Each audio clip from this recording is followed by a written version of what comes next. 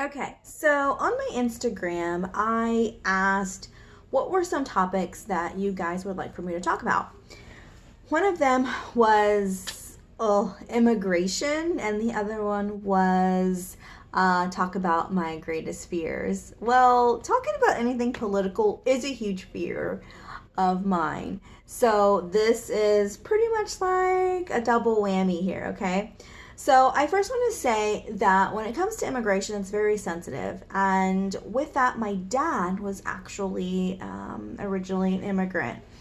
And so it's pretty common in a Hispanic household for somebody to be an illegal immigrant, and not even just Hispanics, but also other cultural families as well, like heavy cultural families. And so essentially, my dad really paved the way for his family to learn how to do this appropriate and necessary steps to become legal and to actually make a pretty, decent living and a decent empire here in the US. And of course, that is why a lot of immigrants do come to the US for those reasons. And yes, as I grew up, is there was a lot of, let's say, slander words that were thrown at my dad, whether from the world or from, sadly to say, was from my family. And with that, it made me very angry because I had parts of like my mom's side of the family that always thought they were better than people, and saw my dad as just, like this no good for nothing person, because he was from Mexico. And so those things made me mad, but they never seemed to phase my dad, which I thought was very kind of, like weird. And as I got older, he did say like, yeah, I know those people talk shit about me and said all these words. He's like, but I don't care. And I get it now because my dad, he's actually made a pretty decent living, and he has really, you know, built something like a solid foundation for himself and to help like my grandfather, who still, he's has a green card, and he, when he was younger, he would come, here and visit the family and all those things. And so he was able to, to help my grandfather get, like a visa, and his brothers and sisters and all of those things. So it's like, my dad didn't give a shit because my dad was making a fucking life for himself. And I appreciate that. And of course, he's definitely helped me along the way, later in my adult life. So now just reverting over to like now the situation with the immigration, whatever you read in the news and whatever topics that may be, and thinking about that back when, um, immigration is okay when it is more, how should I say, convenient for others. When I say convenient for others, I say like when it comes to laboring. So like the labor aspect of working, whether it be in the fields, whether it be in construction, whatever that case may be. I was actually reading on BBC that, they're having this kind of trying to make this law to where it is okay to employ illegal immigrants in the farm fields just to kind of help with lower cost in in our food, so when it comes to meat and when it comes to dairy and vegetables and all of those things, they're trying to do this law. But I think what it said is that it has to be proven that you that those farmers have interviewed these first these citizens, and kind of really showing that they didn't have the adequate amount of, you know uh gosh, I'm like so tongue tied right now. So they didn't have the adequate amount of qualifications and all of these things. So in other words, it's like it is okay, but there has to be all of these like loopholes to get through to be able to labor these immigrants. And so of course it becomes now it's, oh, okay, whatever. And with that being said, that's just how it's always been. It's when it's convenient. It's convenient for us as citizens, I guess. And so immigrant individuals have been the main laborers, though, rather whatever type of culture or continent they are from. That has always been the thing. And I wrote a couple of things here because I knew I was going to forget stuff. And so, of course, when it comes to a laborer, they pay them like almost pennies. And even back in the day, just to kind of provide and all those things and live. And that's just how it was. So that's why things were just convenient back then. And they are now, to just making sure that they have like these loopholes to be able to do that. And just to keep our costs lower. And of course, a lot of people like that. And so, even whenever they're building our homes, they're building our homes, they're building our roads, and all of those kinds of things, right? So that's what it's about. As time goes on and the fight for human rights, resources, land, power, and oil, immigration has grown at such a high dramatic rate. As the most recent ones are from like Latin America. Ukraine is like actually the biggest one recently here. Now with Ukraine, this was very different, which caused so much controversy as the U.S. and other countries let them in with open arms. And also some Russians fled. Here is the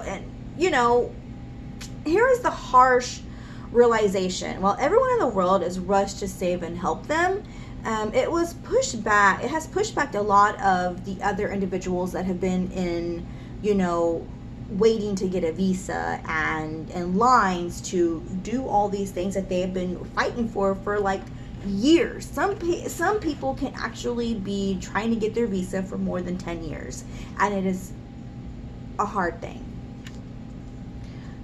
Okay, and so also those main people who were pushed back were, of course, our Afghan and Middle Eastern individuals.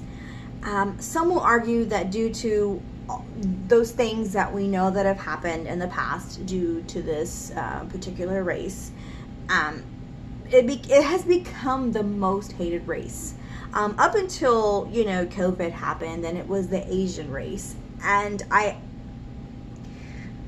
think it's more of what